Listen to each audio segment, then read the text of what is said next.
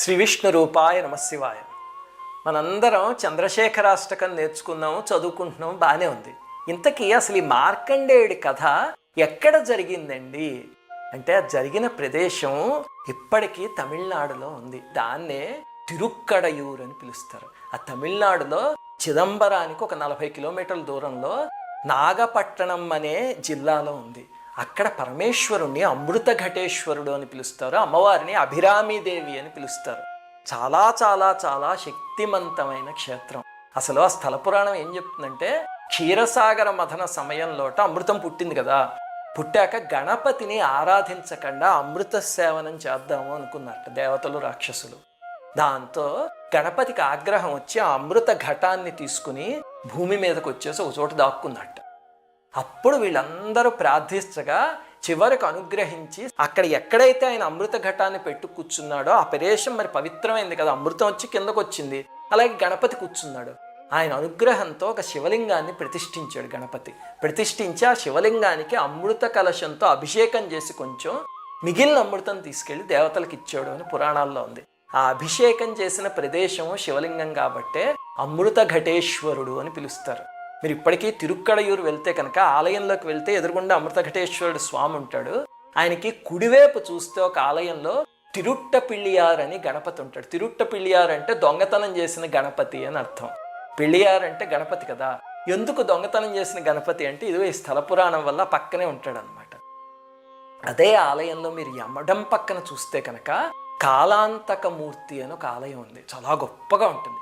అందులో ఈ శివలింగాన్ని మార్కండేయుడు పట్టుకున్నట్టు ఆ పక్కనే ఒక బాలయముడు అవన్నీ ఉన్నాయి. అక్కడ బాలయముడిని మనం ఇప్పటికీ చూడొచ్చు. అంటే యమధర్మరాజుకి ప్రాణం పోయి మళ్ళీ తిరిగి వచ్చింది కదా, అందుకని బాలయముడిని చెక్కారు అనమాట. అక్కడ ఆ ఆలయంలో జరిగింది సంఘటన. ఆ అమృత ఘటేశ్వర శివలింగాన్ని మార్కండేయుడు గట్టిగా పట్టుకుంటే అప్పుడు పరమేశ్వరుడు వచ్చి రక్షించాడు. ఇంతకీ ఈ క్షేత్రం దేనికండి ప్రాముఖ్యత అంటే, షష్ఠి పూర్తులు అలాంటివి చేసుకోవడానికి చాలా గొప్ప క్షేత్రం. The and where Purti has been completed, has been combined, we can say Sashti of the Purti, Swami Kuladeva, Vasavi, Kandiga Parameshwari and Ambika Anugraha. Irojo, the Tirukkadayur, the temple we have started off with the first Kala Puja of Sashti of the Purti occasion. Firstly, the preliminary Puja of Veda Puja we have done. Second, అలాంటి షష్ఠి పూర్తి కానీ లేకపోతే 70 ఏళ్ళకి భీమార్థ శాంతి అని చేస్తారు, లేకపోతే 80 ఏళ్ళకి సహస్రచంద్ర దర్శనం అని చేస్తారు.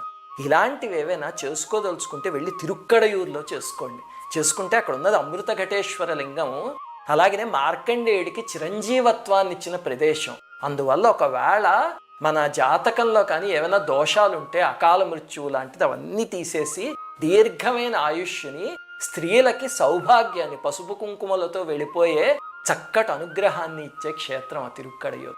అలాంటి చోట్ల చేసుకోండి. లేకపోతే కుదరలేదు అనుకోండి, తిరుమల కొండ మీదకి వెళ్ళి స్వామికి కళ్యాణం చేయించండి.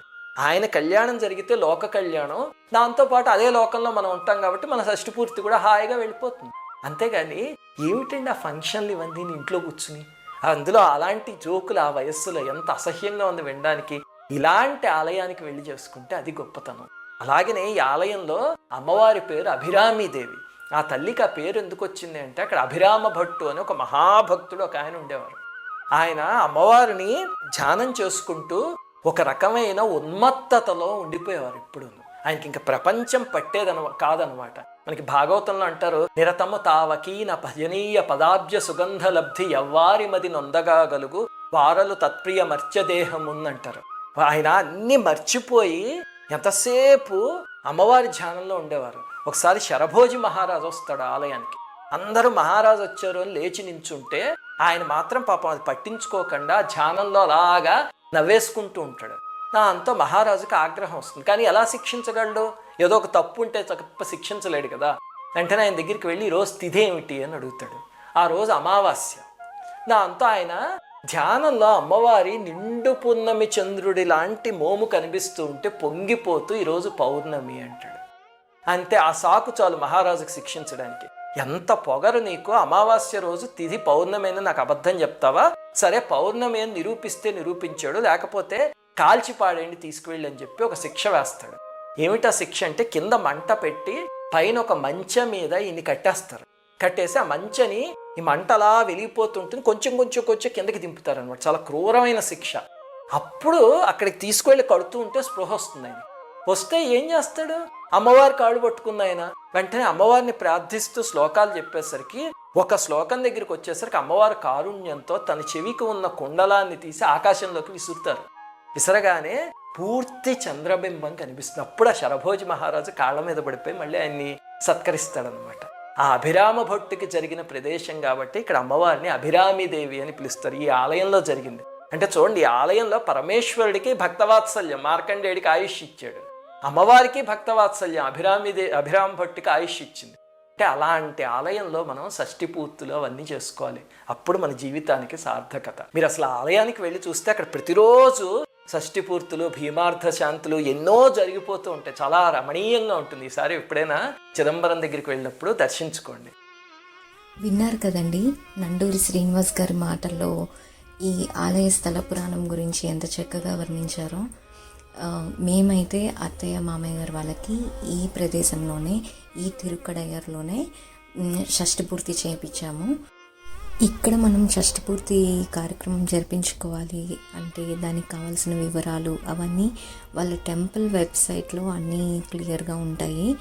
మనం అక్కడ వాళ్ళని అప్రోచ్ అయితే వాళ్ళు మనకి క్లియర్గా వాట్సాప్ ద్వారా మనకి కావాల్సిన పూజా సామాగ్రి కానీ, ఈ మాంగళ్యధారణకు కావాల్సిన వస్తువులు కానీ అన్నీ వాళ్ళు వివరంగా చెప్తారు. ఈవెన్ మనకి కావాల్సిన వసతి సదుపాయాలు కూడా వాళ్ళే చూసి మనం బుకింగ్ ద్వారా అన్నీ ఫోన్లోనే బుక్ చేసుకోవచ్చు. మీరు మీ పేరెంట్స్ ఎవరికైనా చేయించుకోవాలి అని ఇంట్రెస్టెడ్గా ఉన్నవాళ్ళు కింద డిస్క్రిప్షన్లో కొన్ని లింక్స్ ఇస్తాను, మీరు వాటి ద్వారా చెక్ చేసుకోవచ్చు. వీడియోలో చూస్తున్నారు కదా, మనం ఏవైతే కలశాలకి పూజిస్తామో ఆ కలశాల్లో ఉన్న జలాన్ని ఆ దంపతులు ఇద్దరి మీద పవిత్ర స్నానంలాగా చేయిస్తారు. అలాగే మనకున్న కుటుంబ సాంప్రదాయం ప్రకారం మాంగళ్యధారణ వేదమంత్రాలతోటి చేపిస్తారు అక్కడ. ఈ విధంగా అయితే మేము మా అత్తయ్య మామయ్య గారు వాళ్ళకి షష్ఠి పూర్తి చేశాము. నేనైతే ఈ వీడియోని ఒక ఇన్ఫర్మేటివ్ వీడియోలాగా ఉంటుందని పోస్ట్ చేస్తున్నానండి. మనకంటూ మన హిందూ ధర్మంలో ఒక ప్రత్యేకమైన దేవాలయం ఉంది షష్ఠి పూర్తి చేసుకోవడానికి అని అందరికీ తెలియాలన్న ఉద్దేశంతో షేర్ చేస్తున్నాను. Thank you for watching.